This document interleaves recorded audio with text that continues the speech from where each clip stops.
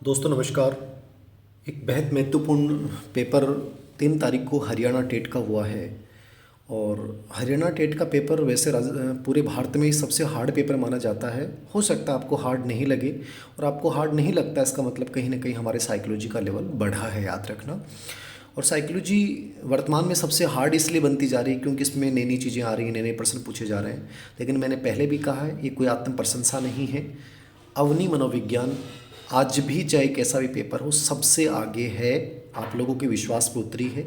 और सबसे अधिक प्रश्न हरियाणा टेट में भी, जो प्रश्न आपको और कहीं किताबों में नहीं मिलेंगे वो अवनी मनोविज्ञान में ज़रूर मिलेंगे।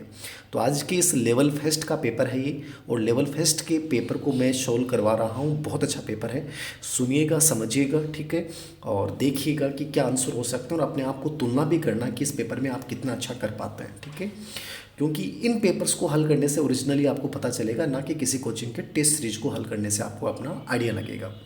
पहला प्रश्न, एक तो मैं आपको क्लियर बता देता हूँ कि जो मैं टेलीग्राम पे चीज़ें डाल रहा हूँ, जो यूट्यूब पे मैंने जो टॉपिक पढ़ा है उनको ज़रूर देखिएगा, याद रखना, क्योंकि वो टॉपिक में से बहुत प्रश्न आ रहे हैं। यूट्यूब पे जो मैंने पहले से क्वेश्चन पेपर हल करवा रखे हैं उनको ज़रूर देखिएगा, क्योंकि अभी मैंने देखा कि उनमें से लगभग 10 से 12 प्रश्न रिपीट हुए हैं जो पहले पेपर मैंने सोल्व करवा रखे हैं। तो जो भी चीज़ मैंने डाल रखी है, चाहे वो क्वेश्चन पेपर हो चाहे टॉपिक हो, उनको अच्छे से देखना है, याद रखना। और यदि ऐसा आप कर पाते हैं तो आपको साइकोलॉजी में टेंशन की आवश्यकता नहीं है, ठीक है। शुरुआत करते हैं। पहला प्रश्न है, निम्नलिखित में से क्या प्राथमिक पुनर्बलक के रूप में प्रयोग हो सकता है। मोस्ट इंपॉर्टेंट पेपर है, मोस्ट इंपॉर्टेंट प्रश्न है। मैंने आपको पुनर्बलन की अनुसूची पूरी यूट्यूब पे समझा रखी है, स्किनर ने दी थी पुनर्बल अनुसूची, और एक एक चीज़ समझा रखी है। और यदि फिर भी आपके ये समझ में नहीं आया तो आपका कुछ नहीं हो सकता साहब। इस प्रश्न का उत्तर जो बच्चा गलत करेगा, इसका मतलब वो बच्चा बहुत जीरो है, उसने मेरा वो टॉपिक समझा ही नहीं है। कल एक बच्चे ने आलोचना नहीं करनी चाहिए, लेकिन क्या करूं, मतलब कई बार दिमाग ख़राब हो जाता है कि ऐसा क्यों हो रहा है कि राजस्थान का बच्चा समझ नहीं रहा है।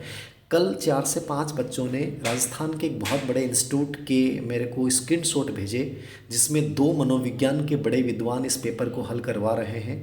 और 2 क्वेश्चन जिनके आंसर बहुत सामान्य हैं, उनके आंसर उन्होंने अलग बताए हैं।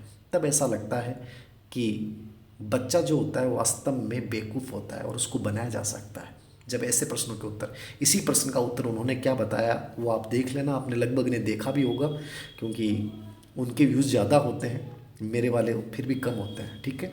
सुनिए इसको। पुनर्बलक 2 प्रकार का होता है, प्राथमिक और द्वितीयक, ठीक है ना। धनात्मक जो पुनर्बलन होता है ना, उसके 2 प्रकार हैं, प्राथमिक और द्वितीयक। प्राथमिक का मतलब क्या होता है, प्राथमिक का मतलब होता है, प्राथमिक का मतलब होता है कि जो जैविक आवश्यकताओं की पूर्ति करेगा वो प्राथमिक होता है। और द्वितीय का मतलब होता है जो बाहरी रूप से प्रदान किया जाता है। ये पूरा यूट्यूब पे वीडियो बना रखा है, आपको एक एक चीज़ समझ में आ जाएगी, बहुत प्यार से समझाया है मैंने, ठीक है। तो प्राथमिक पुनर्बलक के रूप में कौन सा प्रयोग हो सकता है, प्रशंसा, प्रशंसा, पुरस्कार, ये सब कौन से होते हैं, द्वितीयक होते हैं। बिस्किट, बहुत अच्छा कहना, बहुत अच्छा कहना भी प्रशंसा करना हो गया, तो ये भी द्वितीयक हो गया। इनमें से कोई नहीं। उन दोनों विद्वानों ने जो उत्तर बता रखा था वो कौन सा बता रखा था, 4 नंबर की, इनमें से कोई नहीं। जबकि यही पेपर, यही सेम क्वेश्चन मैंने उस वीडियो में भी बताया है, और इससे पहले जो मैंने पेपर हल करवाए हैं उनमें सेम का सेम क्वेश्चन मेरा बताया हुआ है। इसका उत्तर हमेशा क्या याद रखना, प्राथमिक जो जन्मजात आवश्यकताओं की पूर्ति करता, जैसे भोजन, प्यास, नींद, काम, मलमूत्र त्याग। तो यहाँ भोजन की पूर्ति कौन कर रहा है, बिस्किट कर रहा है, रोटी कर रही है। तो ये बिस्किट क्या हो जाएगा, प्राथमिक हो जाएगा। क्या हो जाएगा, प्राथमिक। कितना इजी प्रश्न है, फिर भी बहुत सारे स्टूडेंट ऐसे प्रश्नों को क्या कर देते हैं, गलत कर देते हैं।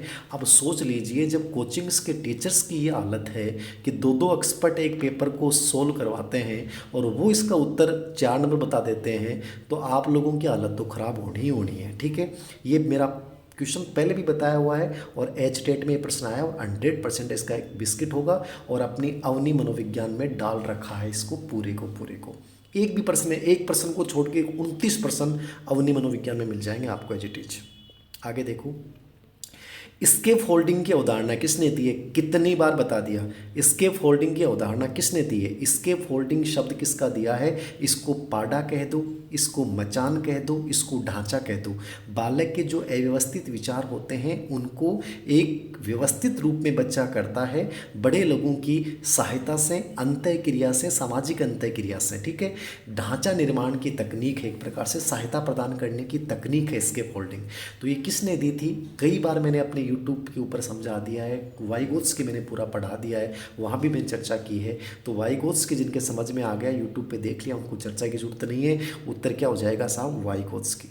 किताब में भी डाल रखा है ये चीज, यूट्यूब पे भी करवा रखा है। आगे देखिए, किसका अध्ययन मनोविज्ञान व शिक्षण शास्त्र के प्रतिच्छेद बिंदु पे स्थित है? आप देखो, वैसे देखो तो ये टॉपिक रेट के सिलेबस में नहीं आता, शिक्षा मनोविज्ञान, लेकिन एच टेट सी टेट इनमें बहुत प्रश्न पूछे जा रहे हैं। ठीक है, और उत्तर क्या हो जाएगा?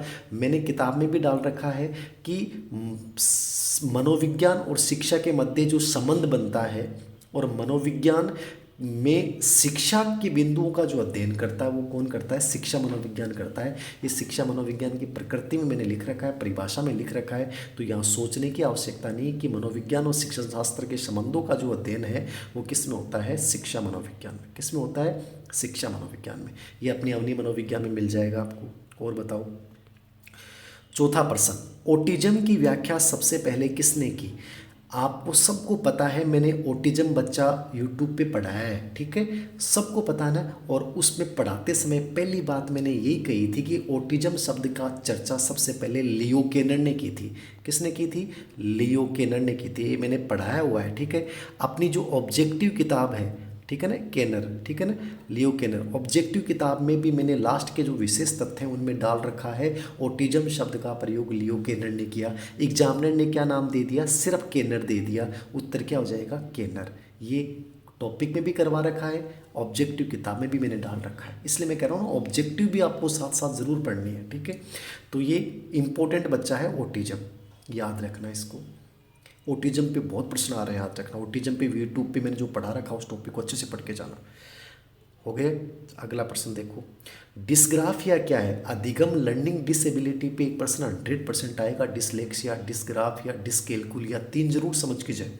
तो डिस्ग्राफिया क्या होता है? डिस्ग्राफिया कौन सी क्षमता है? अधिगम है क्षमता। और कौन सी प्रकार की अधिगम क्षमता? लेखन है क्षमता, जिसमें बच्चा शब्दों को ढंग से नहीं लिख पाता है, उल्टा ऊपर नीचे लिखता है, ये होता है डिस्ग्राफिया। तो ये उत्तर क्या हो जाएगा यहाँ पे? अधिगम है क्षमता। ये भी मैंने यूट्यूब पे भी करवा रखा और अपनी किताब में भी डाल रखा है पूरा का पूरा, ये भी अपनी किताब से आ गया। पुनर्बलन की कौन सी अनुसूची सबसे ज़्यादा प्रभावी है? कई बार पढ़ा मैंने, पूरा यूट्यूब पे समझा रखा, आप देख लो। मतलब जो यूट्यूब पे मैंने वीडियो भी जिसने देख लिए ना, वो इस पेपर में 20% तो ऐसे कर सकता है जो किताब नहीं पढ़ी हो। ठीक है, पुनर्बलन की कौन सी अनुसूची सबसे ज़्यादा प्रभावी है? अब ये मैंने पूरी समझाई हुई है, पूरी किताब में डाली हुई है, पूरी की एक चीज़ बताई हुई है मेरी। पुनर्बलन अनुसूची दो प्रकार की होती है, आंशिक और सतत। ठीक है, आंशिक सबसे प्रभावी है सतत की अपेक्षा। और फिर आंशिक के चार प्रकार हैं, दो प्रकार हैं, अनुपात और अंतराल। अनुपात के दो प्रकार हैं, चर अनुपात और स्थिर अनुपात। अंतराल के भी दो प्रकार हैं, चर और स्थिर अनुपात। और मैंने किताब में एज इट इज ये लाइन लिख रखी है, किताब में अवनी मनोविज्ञान में आप देखना, एज इट इज मैंने ये लाइन लिख रखी है। सबके सब मैं कहूँ तो आपको पेज नंबर तक बता सकता हूँ कि आप स्किनर का जो सिद्धांत है उसमें मैंने सब लाइनें लिख रखी हैं कि साहब ये सबसे प्रभावी कौन सा होगा। इसमें लिख रखा है परिवर्त्य अनुपात या वेरिएबल जो अनुपात है ना, चर अनुपात जो बदलता रहता है, उसमें सबसे अधिक पुनर्बलन की संभावना रहेगी, सबसे अधिक व्यवहार में परिवर्तन आने के लिए। पूरी किताब में अंडरलाइन कर रखा है मैंने। ठीक है, तो इसमें कौन सा बेटर हो जाएगा? चर अनुपात हो जाएगा। कौन सा हो जाएगा? चर अनुपात। ये पूरा वीडियो देख लेना, समझ लेना इसको। आगे देखो, किसने शिशुओं के मस्तिष्क को खाली स्लेट माना था? ये भी आपको पता है। और अवनी मनोविज्ञान में जो मानसिक विकास का टॉपिक है ना, बाल विकास में मानसिक विकास की जो परिभाषा है, और परिभाषा के बाद में मैंने लिख रखा है शिशु अवस्था में मानसिक विकास। वहाँ मैंने ऊपर ही ऊपर ये लाइन डाल रखी है कि बालक का मन कोरा मस्तिष्क खाली स्लेट के समान होता है, कोरी स्लेट होती है। किसने कहा है? जॉन लॉक ने। पूरी चीज़ किताब में डाल रखी है, फिर भी आप नहीं कर पाओगे तो भाई उसका कोई इलाज नहीं है। एक एक प्रश्न अपनी किताब से आ रहा है, इससे बढ़िया क्या हो सकता है बताओ आप। आगे देखो, 8 नंबर का प्रश्न, कौन सी व्यक्तित्व मापन की मनोविश्लेषणात्मक विधि नहीं है, पूरा का पूरा बता रखा है मैंने। सिगमंड फ्राइड जब मैंने समझाया था तब आपको फ्राइड में भी समझाया था और किताब में भी डाल रखा है कि व्यक्तित्व मापन की मनोविश्लेषण विधि जो है वो किसने दी, सिगमंड फ्राइड ने। उसके उसने 3 पार्ट बताए थे, मुक्त साहचर्य, शब्द साहचर्य और सौपन विश्लेषण। मुक्त साहचर्य मतलब बच्चे को आराम से बैठाया जाता है और उसके विचारों को अचेतन मन को ले जाया जाता है। शब्द शास्त्र में उसके सामने कुछ शब्द रखे जाते हैं और सौपन विश्लेषण में उसने सपने क्या देखे उसके आधार पर उसके व्यवहार का पता लगाया जाता है। तो कौन सी मनोविश्लेषण विधि नहीं है, इसमें उत्तर क्या हो जाएगा, साक्षात्कार। तीनों किताब में डाल रखी है मैंने। और बोलो, आपका तो गुरुजी बड़ाई बहुत करो किताब की। देखो हार्ड है लेकिन हर चीज़ कोशिश की है मैंने समेटने की, और कोई चीज़ मैंने नहीं भी समेटी है तो याद रखना मैं टेलीग्राम या यूट्यूब कैसे भी करके मैं आप लोगों को बताता रहूँगा एग्जाम तक, इसलिए जुड़े रहना जरूर याद रखना। सुल्तान पे किया गया कोहलर का अनुसंधान अधिगम के किस सैद्धांतिक दृष्टिकोण की पुष्टि करता है। बहुत इंपॉर्टेंट प्रश्न है, कोहलर का अनुसंधान अधिगम के किस सैद्धांतिक दृष्टिकोण की पुष्टि करता है। सिंपल सी बात है, कौन से की पुष्टि करेगा, ज़्यादा दिमाग ही नहीं लगाना है। अंतर्दृष्टि अधिगम जो प्रयोग कोहलर ने किया था सुल्तान पे 1917 में किया था। किस पे किया था, 1917। कई कहीं गुरुजी 1920 बिल्कुल किए। चिंपांजी का प्रयोग 1917 में हुआ था जर्मनी के किनारी द्वीप पे, कन्फर्म सही है, याद रखना। गेस्टाल्टवाद संप्रदाय का विकास मूल रूप से 1920 में हुआ था, बट ये प्रयोग अंतर्दृष्टि अधिगम वाला 1917 में हुआ था। अल्बर्ट बांडुरा जाने जाते हैं। अल्बर्ट बांडुरा बहुत ही इंपॉर्टेंट है, किताब में पूरा डाल रखा है, आप कहोगे तो वीडियो भी बना दूंगा। अल्बर्ट बांडुरा सामाजिक अधिगम सिद्धांत के लिए जाने जाते हैं, जिसको मॉडलिंग अधिगम कहते हैं, जिसको प्रत्यक्ष अधिगम सिद्धांत कहा जाता है, जिसको निरीक्षणात्मक अधिगम सिद्धांत भी कहते हैं, जिसको मतलब कई नाम मैंने इसके डाल रखे हैं, प्रेक्षण अधिगम भी जिसको कहते हैं। ठीक है, दूसरों को देखकर बच्चा सीखता है। बच्चे भी प्रयोग किया था इस पे, बेबी डॉल पे प्रयोग किया था, तो बहुत नॉर्मल चीज़ें हैं, सब के सब किताब में। कौन सी फ्राइड के मनोलैंगिक विकास की अवस्था नहीं है, पूरा फ्राइड मैंने समझा रखा है यूट्यूब पे, किताब में भी पूरा पूरा डाल रखा है। 5 अवस्थाएं होती हैं, मुखावस्था, ठीक है, फिर कौन सी होती है गुदावस्था, ठीक है, फिर कौन सी होती है अव्यक्त अवस्था या गुप्त अवस्था बोल दो, लेटेंसी स्टेज, फिर कौन सी होती है लिंग प्रदान अवस्था, और लास्ट में कौन सी होती है जनेंद्रिय अवस्था। लेकिन यहाँ 3 तो दे रखी हैं, लेकिन एक शब्द ये पूर्व संक्रियात्मक गलत दे रखा है, ये पियाजे की अवस्था है। किसकी है, पियाजे की अवस्था। तो मुखावस्था 0 से 1, गुप्त अवस्था जहाँ बच्चा कोई काम व्यवहार नहीं करता, गुदावस्था 2 से 3 वर्ष जहाँ वो मलमूत्र क्रियाओं के माध्यम से जो है वो आनंद लेता है, याद रखना। एक बच्चा ये कहता है कि माँ आज सूरज उदास है, ये कौन से संक्रियात्मक चिंतन की सीमा की ओर संकेत कर रहा है।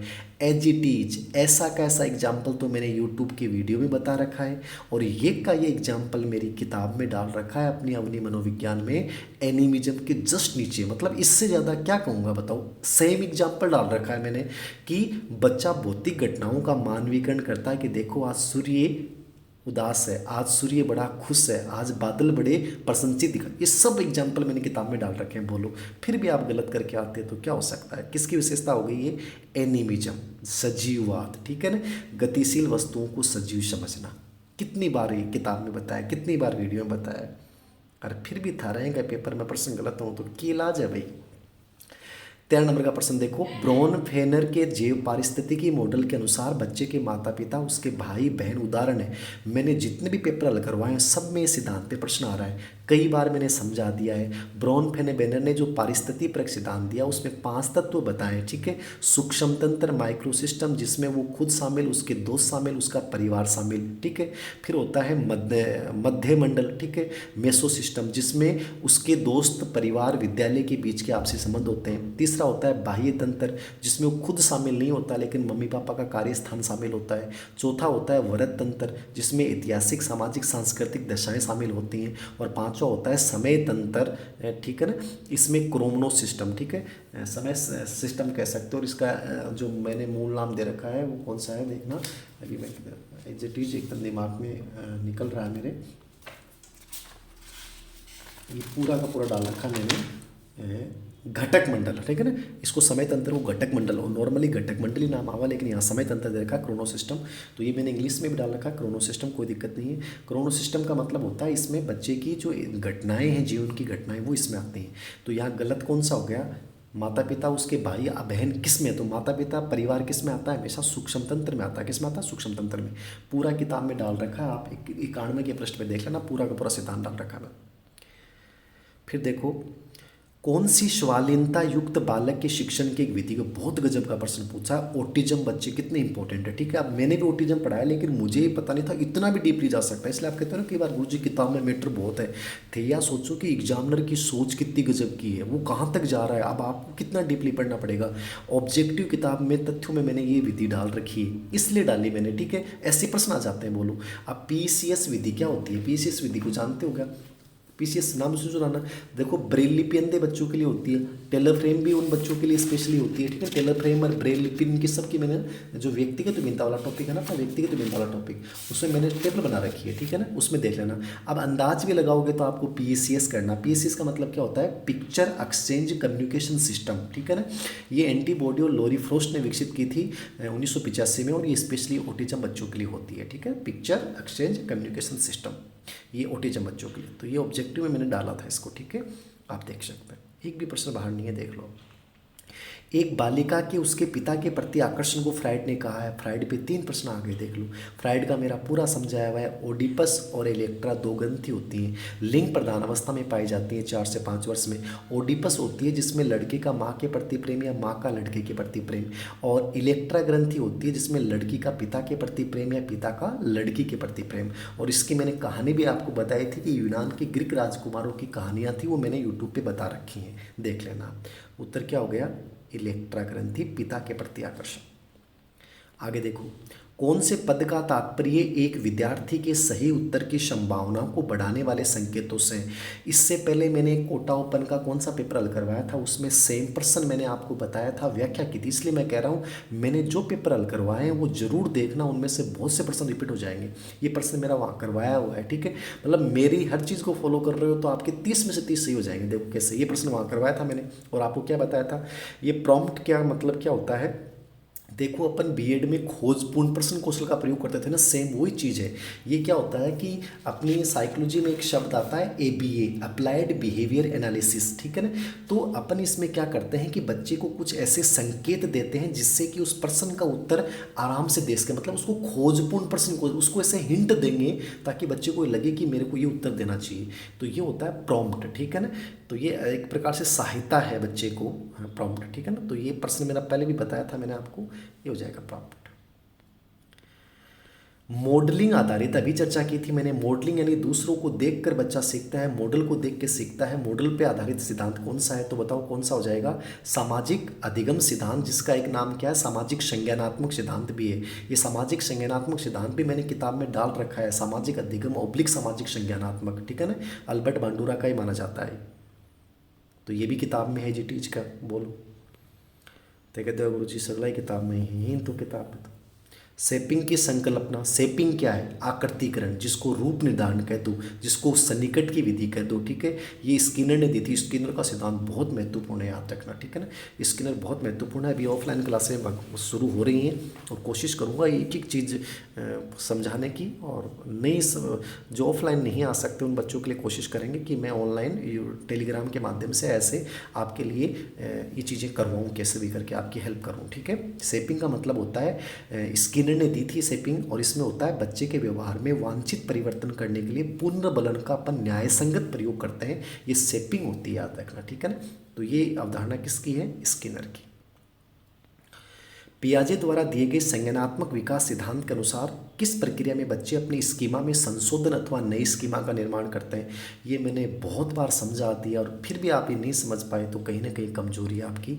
देखो, स्कीमा में संशोधन होगा ना हमेशा, नई स्कीमा को जो निर्माण होगा ना वो हमेशा समंजन होगा, और पूर्व स्कीमा में नई स्कीमा को जोड़ोगे वो आत्मसातीकरण होगा। कल ही पेपर जो करवाया था 2 दिन पहले उसमें बताया था मैंने। परिवर्तन करना मतलब समंजन, जोड़ना मतलब आत्मसातीकरण, और दोनों में संतुलन स्थापित करना मतलब आपका वो क्या नाम है, संतुलीकरण, ठीक है। तो ये प्रश्न बहुत बार आ रहा है, याद रखना। उत्तर होगा समंजन, एकोमोडेशन। कितनी बार समझाऊं, पूर्वधान। सर्वप्रथम किसने नैतिक विकास का सिद्धांत दिया था? बहुत ईजी प्रश्न है। पूरी किताब जो पढ़ रखी है टाबर भी का सबके समझ में आगो गो। नैतिक विकास सिद्धांत सबसे बड़ो सिद्धांत की को मानो जा कोलबर्ग को। कब दियो कोलबर्ग? 1969 में दियो कोलबर्ग ने, ठीक है। कब दिया था कोलबर्ग ने? 1969 में दिया था, और उसमें 84-85 में संशोधन हुआ था बाद में। पियाजे ने कब दिया? किताब में लिख रखा है मैंने 1932 में। फिर लिख रखा है मैंने गिल्लीगन का भी सिद्धांत कोई किताब में मिले नहीं मिले, धीर सिंह सर की किताब में जरूर मिलेगा। कोलबर्ग का शिष्य कौन था? गिल्लीगन। मतलब इको शिष्य को मतलब सबसे बाद में दियो, ठीक है। तो उत्तर क्यों जाएगो? पियाजे हो जाएगो। क्यों जाएगो? पियाजे। यदि पहले सीखा गया कार्य नए सीखे जा रहे कार्य में बाधा उत्पन्न करता है तो अधिगम का स्थानांतरण कौन सा होगा? बहुत ईजी प्रश्न है। पूरी लैंग्वेज लिख रखी है। कोई भी चीज़ सीख रखी है, अरबी का मैंने दूसरी चीज़ में आप प्रयोग कर रहे हैं और वो बटे बाधा उत्पन्न कर रहे हो है। सहायता करेगा तो सकारात्मक हो जाएगा, बाधा उत्पन्न करेगा तो क्या हो जाएगा? नकारात्मक हो जाएगा। तो उत्तर क्या हो गया साहब? नकारात्मक। और ना सहायता और न नुकसान वो शून्य हो जाता है। तो ईजी सा प्रश्न है, कर दिया आपने नकारात्मक। आगे देखो, एक पूर्व संक्रियात्मक स्तर के बच्चे की वह प्रवृत्ति जिसमें वह किसी परिस्थिति के सिर्फ एक पहलू पे ध्यान देता है और अन्य पहलू की उपेक्षा करता है, जीन पियाजे के अनुसार ये कौन सा बिंदु है? कि तो इजी प्रश्न है, बताओ।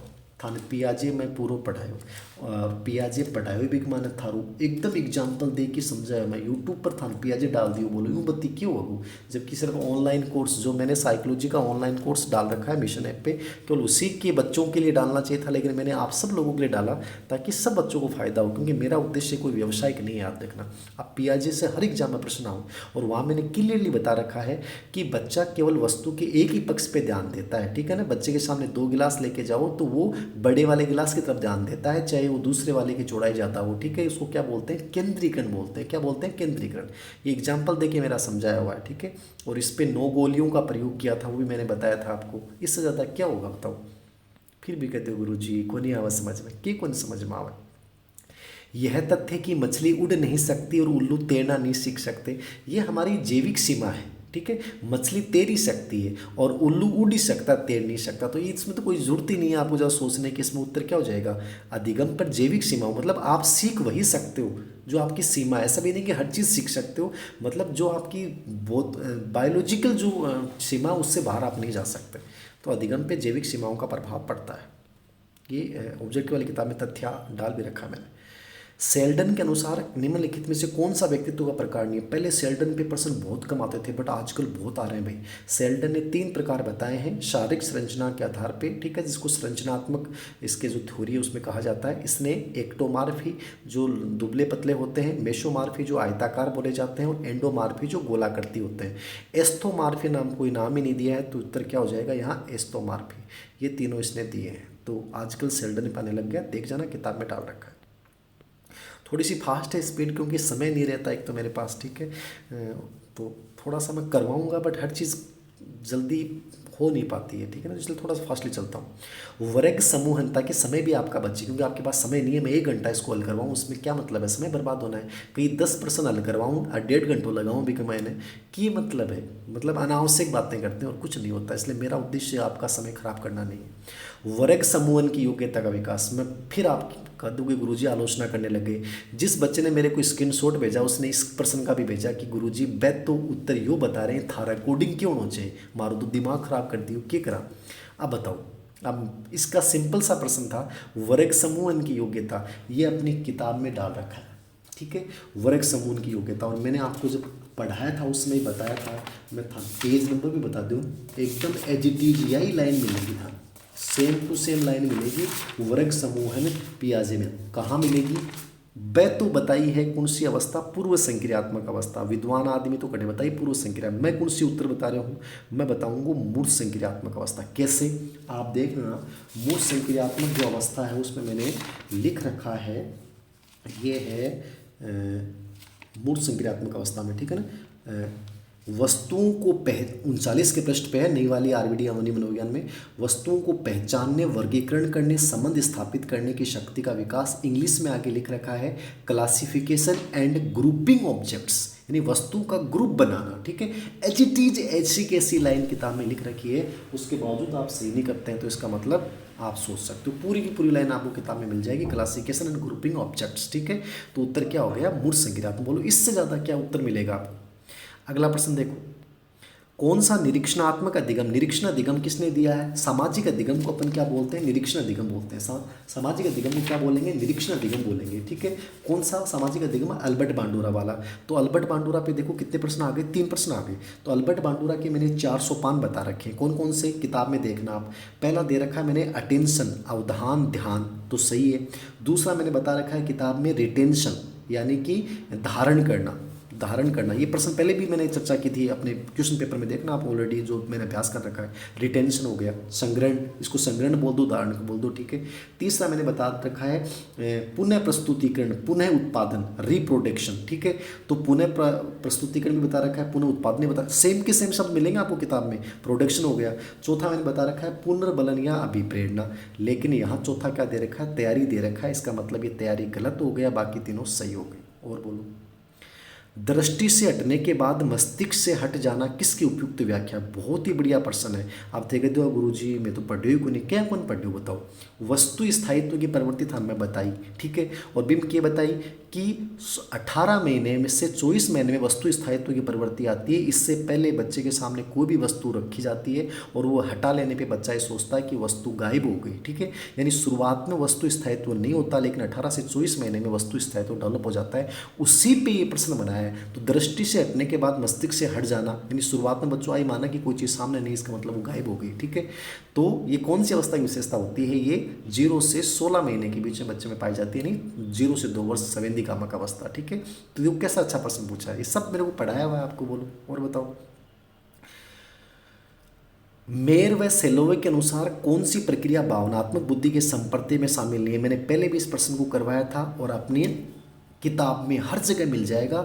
जो संवेगात्मक बुद्धि टॉपिक है, कौन सा टॉपिक है, संवेगात्मक बुद्धि, ठीक है। और संवेगात्मक बुद्धि के अंतर्गत 144 के पृष्ठ पे अवनी आरबीडी मनोविज्ञान में देखना आप, मैंने बता रखा है योग्यता आधारित प्रतिमान। और उसमें बता रखा है कि जॉन मेयर और पीटर सेलोवी ने 4 योग्यताएं बताई। कौन कौन सी, संवेगों का प्रत्यक्षीकरण करने की योग्यता, संवेगों को समझने की योग्यता, विचारों के लिए संवेगों को प्रयोग करने की योग्यता, और हाँ ये 4 हो गई, ठीक है।